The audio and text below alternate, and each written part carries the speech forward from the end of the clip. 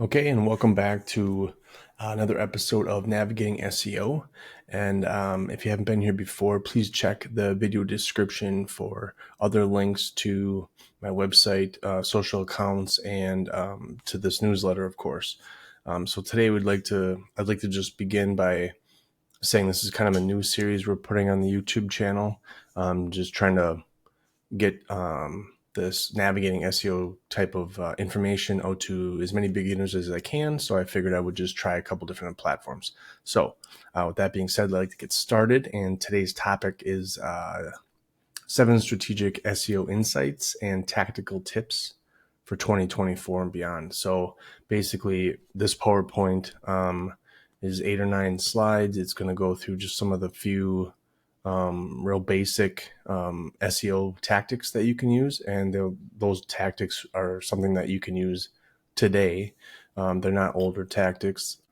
With the recent shift in technology, so to speak, there's a lot of tools available for you to learn SEO, for you to apply SEO tactics to your website, to analyze your website and all the traffic that you're getting and things like that. So it's important to kind of have a good strategy in place for that, that evolvement of SEO. And I've been in SEO for more than about 20 years, and it's changed a lot in that time frame, but it has not changed as much as it has in the last 4 to 5 years. It's absolutely crazy.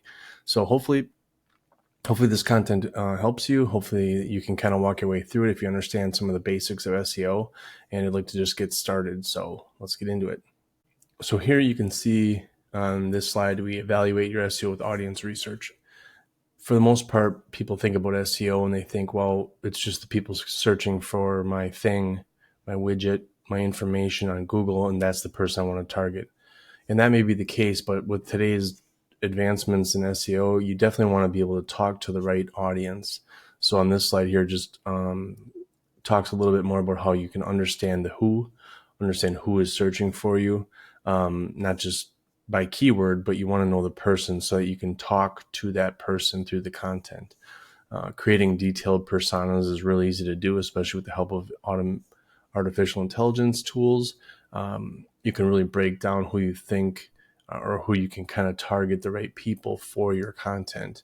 And if you have like a brick and mortar store as well, where you're interfacing with customers all the time, or even online, you know better than anyone else who your customer actually is. So you can take just a real quick, mental snapshot of the customers you've interacted with. What's their age? What's their demographic? What do they really want to know when they get to your website? What are they buying your product for? And those kinds of things can be very helpful. So this slide here talks a little bit about that. And, pumping that into AI can really give you a kind of a detailed outlook on who you're probably thinking about when you're trying to write your content. Ultimately, at the end of the day, during your SEO routine, you definitely want to just always consider who the customer is or who the user is. It doesn't have to be a customer if you're just a content site, but the person that's coming to your site for the information. So this is a really detailed way of doing that. There's plenty of ways you can run these through ChatGPT. There's SparkToro is another website tool that you can use to identify your audience. But audience research is definitely a key part of your SEO for this coming up this year and moving forward. Looking back at, if you think about the queries that come into your website, you try to figure out what the mental state is behind the person that's typing those words in. That's considered intent. What is the intent behind that search? And that's not something that's new in SEO at all. SEO professionals have been trying to figure out exact intent for many years. And now the thing is, with the tools that you can get with AI, browser extensions and things like that, and just overall practice, you can really take a couple of paragraphs of content. You can figure out what the intent is, and you just want to make sure that your information matches the intent of the user. So exploratory intent, users are embarking on an informational quest. They want to just get into Google and they want to find something out. Maybe they saw a TV commercial. Maybe they saw a TikTok for a product and they're like, what the hell does that thing do? Let's go find out. So then they're just looking through Google to find more information. They probably find themselves on Reddit. They're over here. They find other YouTube videos. They're learning. And then the next step is evaluative. intent. You're in the decision-making process already. Maybe you're comparing two different products that are similar. Maybe you're comparing two different stores that are similar, websites. Which one works better? Where can I get around easier? You're trying to figure out, you're trying to narrow down your 5 options to 2 ultimately during that process. And then, of course, you have intent-specific content, which is you're classifying and creating content that aligns, both of those, exploratory and evaluative, at the same time. There's a bunch of different types of intent, like navigational, informational, commercial, and transactional intent.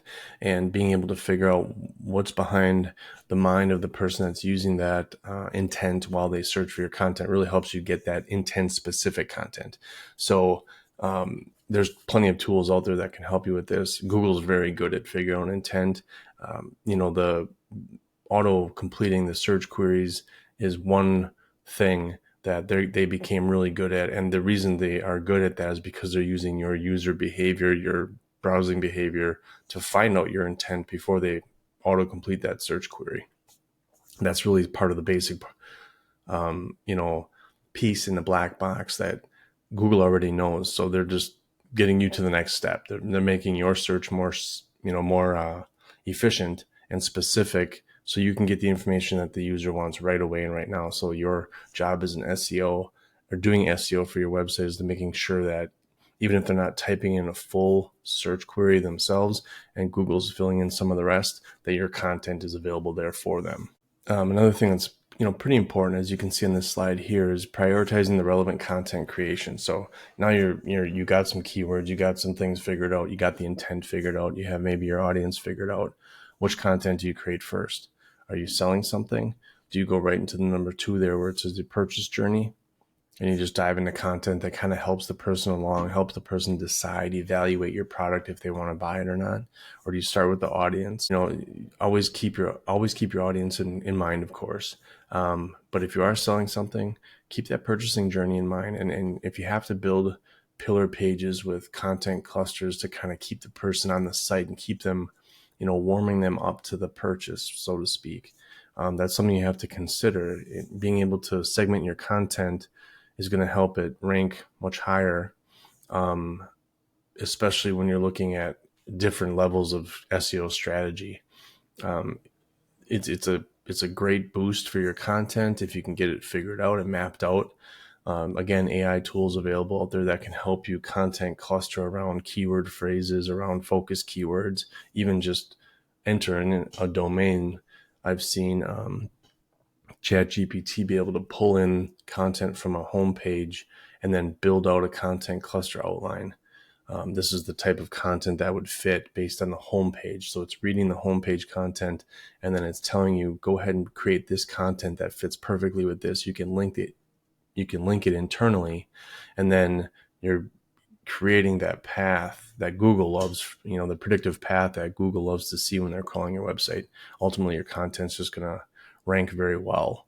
And then you can go from there. It wasn't that long ago that Google created that helpful content update, which killed millions of websites on the internet, ultimately just kind of smacked them in the face and told them, if you can't create helpful content, we're not going to rank you at all.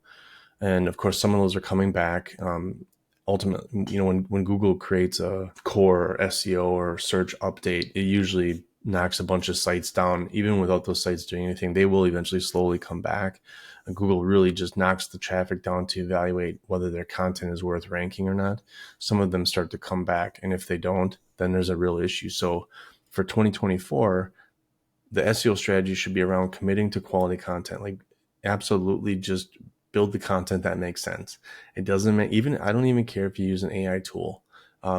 Just format the stuff that makes sense. And even if you're just using it to get a couple of paragraphs of a head start, because it's hard to write content, it's hard to get that in your mind.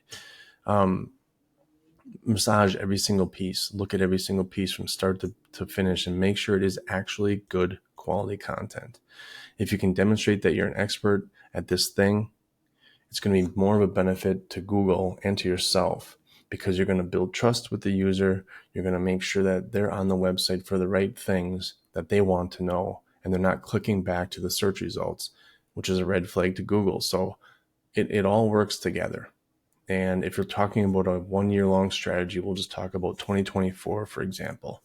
You certainly want to start now, building that expertise, getting that trust going through your content so that when someone lands on your page, they feel like they know who they're talking to, or that person is talking to them and that person knows what they're talking about for that topic. And always, work hard to get that expertise, keep that trust, and educate the customer. A lot of product SEOs have to try to educate the customer as to why this product is the easiest or the best or the thing that they need to buy. It's very difficult today with TikTok videos where people are just buying what they see and they don't even really understand. It just looks cool, and the 15-second video looks pretty awesome, so they end up buying it. But for the people that are taking that video, putting it in their head, searching Google for it, they want to know more about it before they spend the money on things like that. That's where your content comes in. You can really learn to build the expertise and the education around getting the trust of the user, saying this product is the best product.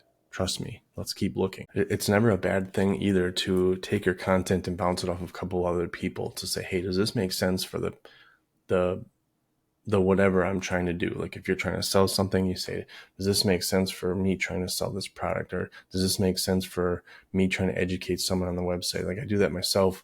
The Navigating SEO newsletter, I ask other SEOs they're not beginners. Obviously, they're professionals like myself, and they look at it and say, they take a step back and they think, well, if I was a beginner, would this newsletter, would this content help me?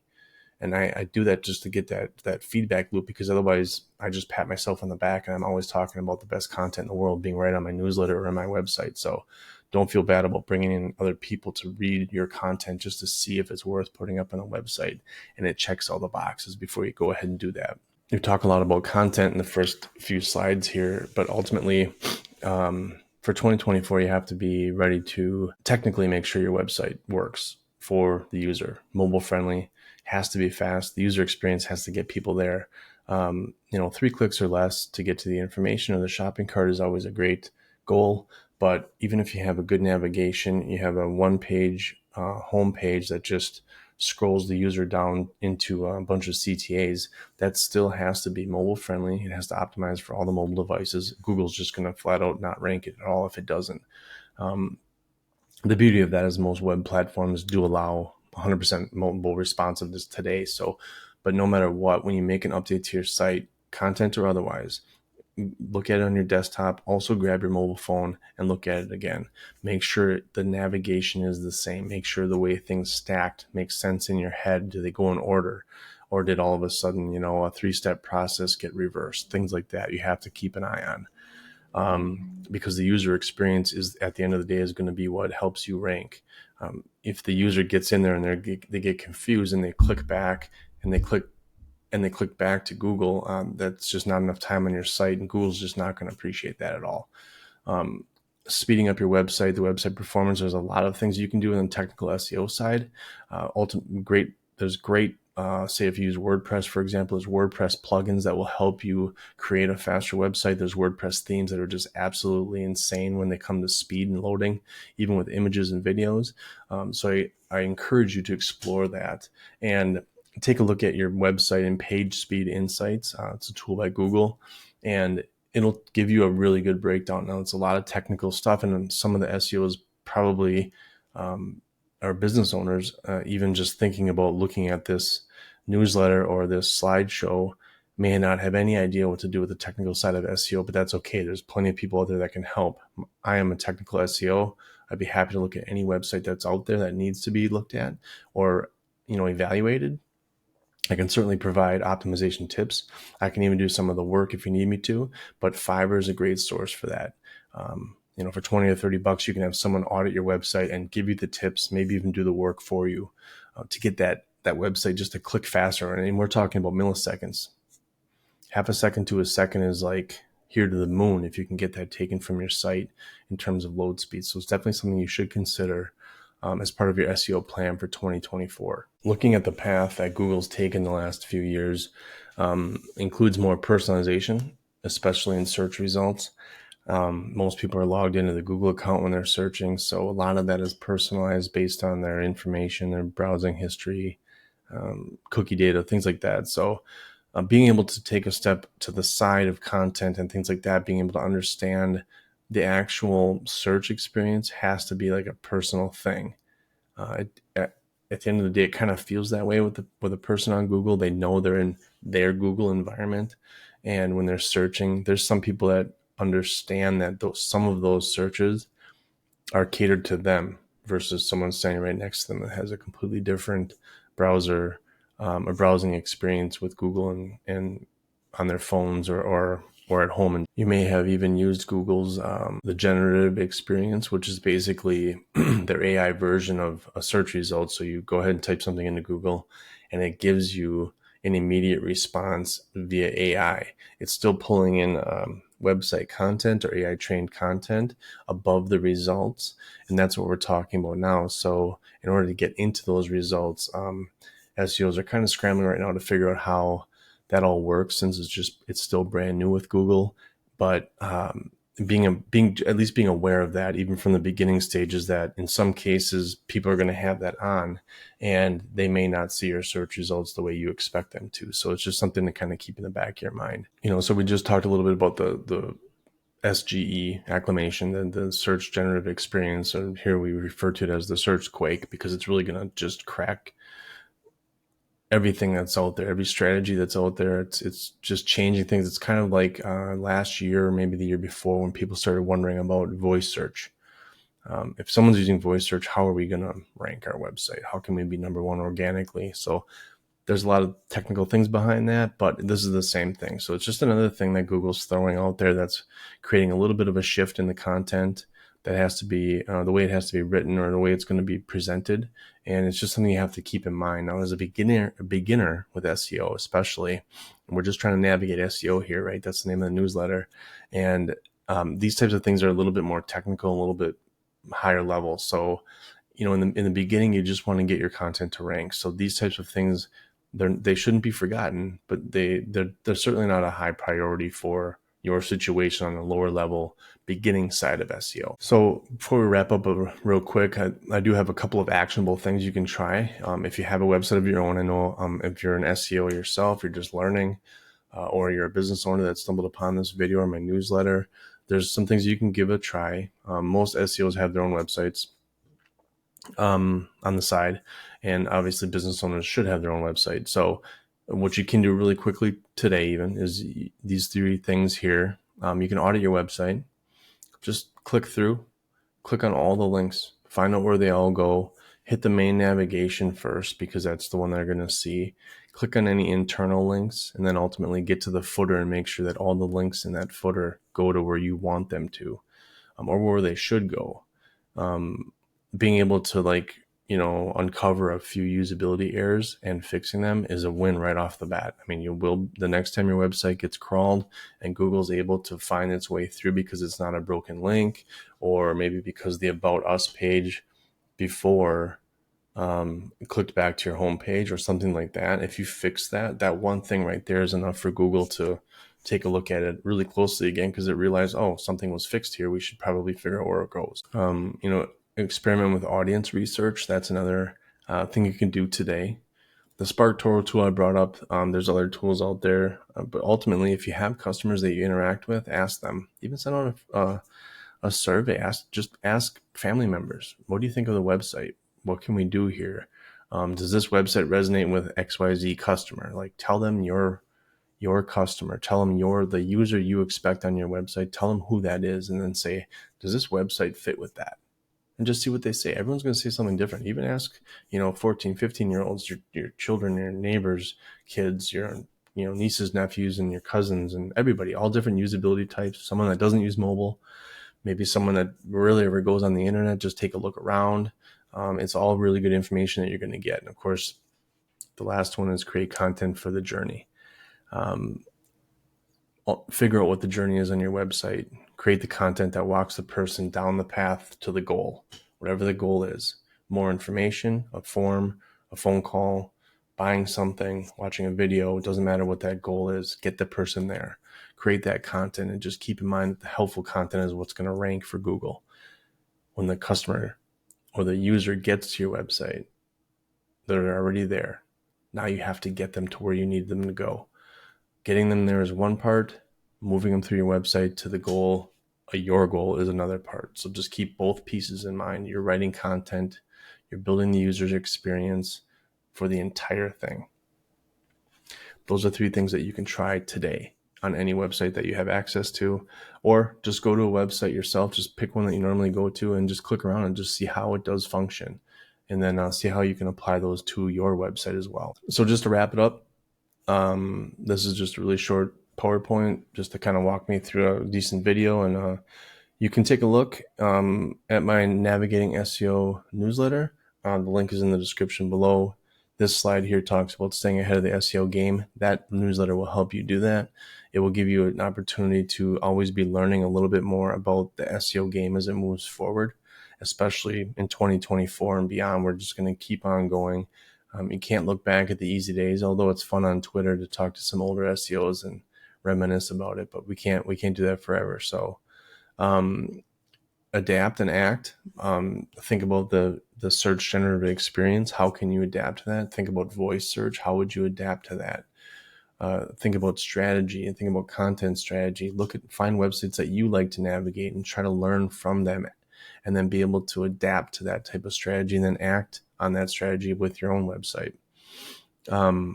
Anticipate in advance. That's really difficult to anticipate anything. I don't know if SEOs realized how much of a punch ChatGPT was going to be. Search generative experience, any AI getting into the search engines. I don't think they could anticipate the broadness of how that was going to impact everything. But once you get into the routine and you're learning more and you're keeping an eye on the articles, the headlines, you're following people online on LinkedIn or wherever it might be, you start to get those hints as they go. The smarter people that are in the know, that are working for the companies that are building these types of things, start to leak out the information. You start to get the feel for it before it comes down like a rock and just crushes the entire industry. So just always keep your eyes open, especially if you're a beginning SEO. Moving from a beginner SEO to, say, like myself as a senior SEO strategist, you learn to just get that in part of your routine. So you're always just watching the same things, keeping an eye on the same professionals, people that are in the media and that put themselves out there on LinkedIn or Twitter and just really guide people through the process and how to learn about it and things like that. So those types of things really keep you ahead of the game. So thanks for watching through the slideshow, and I hope you learned a little bit about the SEO game. Like I said before, if you liked here, just give the video a like, maybe subscribe to my channel, it'd be really great. But ultimately, head over to the Navigating SEO newsletter and just see what you can find there. I'm trying to update it every single week with pieces that are actionable for every single type of SEO, but mainly the beginner SEO. I want to try to get people to learn a little bit more about how SEO works and things like that. So it's not for the advanced user. So that's pretty much it. I hope to see you there.